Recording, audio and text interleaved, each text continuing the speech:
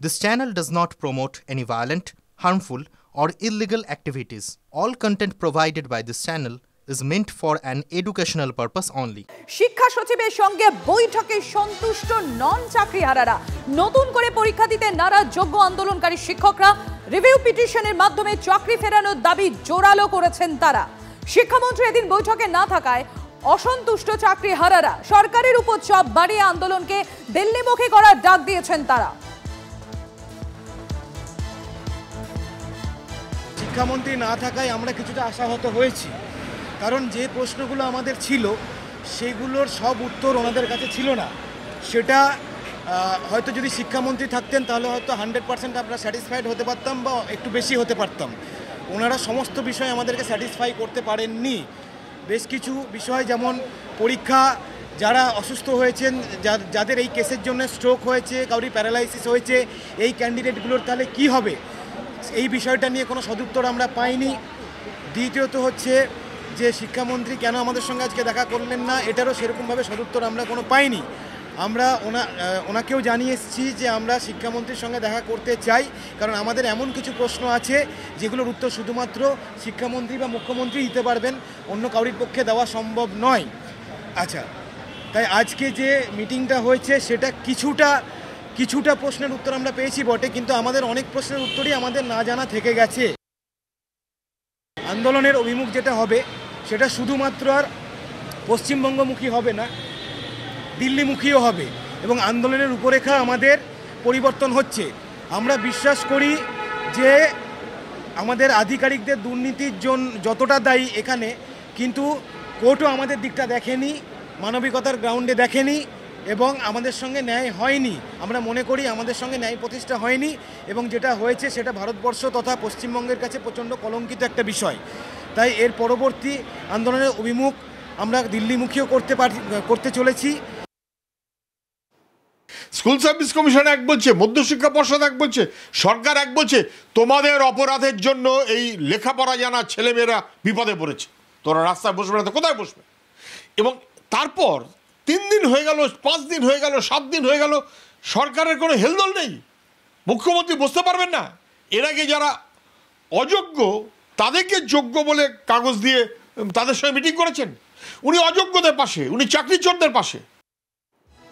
আর এদিকে ফের সুপ্রিম কোর্টের দ্বারস্থ হচ্ছেন চাকরিহারা শিক্ষকরা। চিহ্নিত অযোগ্যদের অবিলম্বে বরখাস্ত ও ওএমআর-এ মিরর ইমেজ প্রকাশের দাবিতে শীর্ষ আদালতের দ্বারস্থ হচ্ছেন চাকরিহারারা। সুপ্রিম কোর্টের অবকাশকালীন বেঞ্চে আবেদনের ভাবনা, সব দলের সাংসদদের সঙ্গেও দেখা করার পরিকল্পনা চাকরিহারা শিক্ষকদের। আমরা সেই অযোগ্যদের, তথাকথিত অযোগ্যদের যাতে অবিলম্বে টার্মিনেট করা হয় সেই দাবিতে আমরা মামলা লড়ব। সুপ্রিম কোর্টে আজকেই লড়ব, ভ্যাকেশন কোর্টে লড়ব। অতি দ্রুত আমাদের সাধ্য মতো ক্ষমতা অনুযায়ী আমরা দিল্লি যাচ্ছি। আমরা আমাদের সর্বোচ্চ আত্মত্যাগের বা চেষ্টার মধ্য দিয়ে আমরা এই কাজটা করার চেষ্টা করছি। ভালো করে যে স্বামীদের সাথে দেখা করতে গেছে, কারণ এটা সারা দেশের মানুষের জানা উচিত যে এই বাংলায় দুর্নীতি কোন পর্যায়ে গেছে, এই বাংলায় দুর্নীতির কারণে কত যোগ্য মানুষের চাকরি থেকে তাদেরকে সরে যেতে হচ্ছে, চাকরি হারাতে হচ্ছে, পথে বসতে হচ্ছে। এটা সারা ভারতবর্ষের মানুষের জানা দরকার। চাকরিহারা শিক্ষক নেতা চিন্ময় মণ্ডলকে পুলিশের তলব। বিধাননগর উত্তর থানায় হাজিরা। বিকাশ ভবনের সামনে অশান্তির ঘটনায় চিন্ময়কে পুলিশের জিজ্ঞাসাবাদ। তারা ডেকেছেন, আমরা সহযোগিতা করব এবং সেই জায়গায় দাঁড়িয়ে যা যা প্রশ্ন করবে তার উত্তর একদম সঠিক সত্য উত্তর দেব। কারণ এখানে লোকচুরির কিছু নেই, আর আমাদের ভয় পাওয়ারও কিছু নেই, কারণ সত্যের সাথে লড়াই করছি সবসময়, আর স্বচ্ছতার ভিত্তিতেই চাকরি পাওয়া। দুর্নীতির কোনো ব্যাপারে আমাকে কেউ জড়াতেও পারবে না। তো সেই জায়গায় যা যা অ্যালিগেশন দেওয়া হচ্ছে সেগুলো সম্পূর্ণ মিথ্যা, তার সঙ্গে হিংসার সাথে আমি কোনোভাবেই জড়িত নই। 26-26 প্রচার তৃণমূলে 2026 বিধানসভা নির্বাচনকে সামনে রেখে প্রচারে নামলেন অনুব্রত মণ্ডল। বীরভূমে তৃণমূলের ঐক্যবদ্ধ ছবি তুলে ধরার চেষ্টার একই মিছিলে অনুব্রত মণ্ডল, কাজল শেখ ও তৃণমূলের কোর কমিটির সদস্যরা। আজ তৃণমূলের তরফে মিছিল বোলপুরের ডাকবাংলো মাঠ থেকে চারমাথা মোড় পর্যন্ত এই মিছিল। কাল মিছিল হবে সিউড়ি শহরে।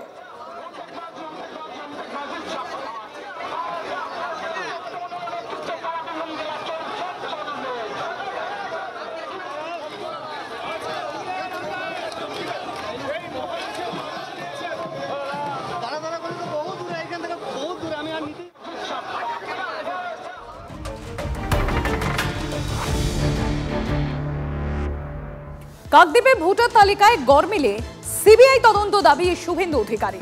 কাকদ্বীপের এসডিপিও মন্ত্রী মন্টুরাম পাখিরার বিরুদ্ধে সিবিআই তদন্তের দাবি তুলেছেন বিরোধী দলনেতা। অরুণ গড়াইয়ের case, it's a big scam.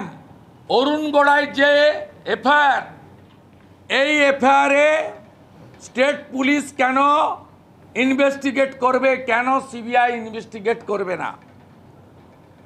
আমরা দায়িত্ব নিয়ে বলতে পারি এই 120টা ডিস্ট্রিক্ট ম্যানেজার যারা আছেন পিএসসি থেকে পাঠানো হয়েছে, এরা ছোট ছোট টুলস, ছোট মেশিন, এদেরকে ব্যবহার করা হয়েছে। এরাও দায়ী, আমি বলছি না, ক্লিন চিট দিচ্ছি না। এদেরকে ব্যবহার করেছেন এসডিও এবং ডিএমরা। তাই এই কেস অবিলম্বে আপনি সিবিআইকে হ্যান্ডওভার করুন। জয়প্রকাশ মজুমদার তৃণমূল কংগ্রেস নেতা রয়েছেন আমাদের সঙ্গে। জয়প্রকাশ বাবু, শুভেন্দু অধিকারীর বক্তব্য আপনি শুনলেন। তার অভিযোগ হচ্ছে এই যে ভোটার তালিকার গরমিল, এটা সিবিআইকে দিয়ে তদন্ত করানো হোক, কারণ রাজ্য পুলিশ এটা তদন্ত করলে সত্যটা সামনে আসবে না। এটা একটা বিগ স্ক্যাম। কি বলবেন? উনি কি সব নিয়ম কানুন ভুলে মেরে দিয়েছেন, নাকি জানেন না, না দেখাচ্ছেন যে ভুল বোঝানোর চেষ্টা করছেন? ইলেকটোরাল রোল মানে ভোটার লিস্ট তৈরির সম্পূর্ণ দায়িত্ব জাতীয় নির্বাচন কমিশনের। এখানে রাজ্যের কোনো ভূমিকা নেই। জাতীয় নির্বাচন কমিশন যেভাবে তারা চায় সেইভাবে তারা পরিচালনা করে এই ভোটার লিস্ট। ভোটার লিস্টের যদি কোনো রকম গরমিল হয় তার সম্পূর্ণ দায়িত্ব নিতে হবে জাতীয় নির্বাচন কমিশনকে। আর সেই জাতীয় নির্বাচন কমিশন, যেটা এখন বর্তমানে মোদির পকেটের সংস্থায় পরিণত হয়েছে, আমরা কি ভুলে যাব যে মোদি নতুন নিয়ম করেছেন, জাতীয় নির্বাচন কমিশনের কমিশনার নির্বাচিত হবে তিনি, অমিত শাহ এবং বিরোধী দলনেতা আগে থেকেই করে নিয়েছেন সংখ্যাগরিষ্ঠতা। সুপ্রিম কোর্টের চিফ জাস্টিসকে সেই কমিটি থেকে বাদ দিয়ে দিয়েছেন। এসব আমরা জানি না, আর এখানে এসে নাকামি করে বড় বড় কথা বলছেন শুভেন্দু অধিকারী। আগে গিয়ে বলুন যে আগে জাতীয় নির্বাচন কমিশনকে নিরপেক্ষ করতে, তাদের দায়িত্বশীল করতে, তারা যেন অপদার্থতার থেকে বেরিয়ে এসে তারা ঠিক মতন কাজটা করে, যেন ঠিক মতন ভোটার লিস্ট করে। কে ছিল ওই রাজীব কুমার, যে জাতীয় নির্বাচন কমিশনের কমিশনার হয়েছিলেন মোদির দয়াতে, এসে সমস্ত নিয়ম উল্টে পাল্টে দিলেন।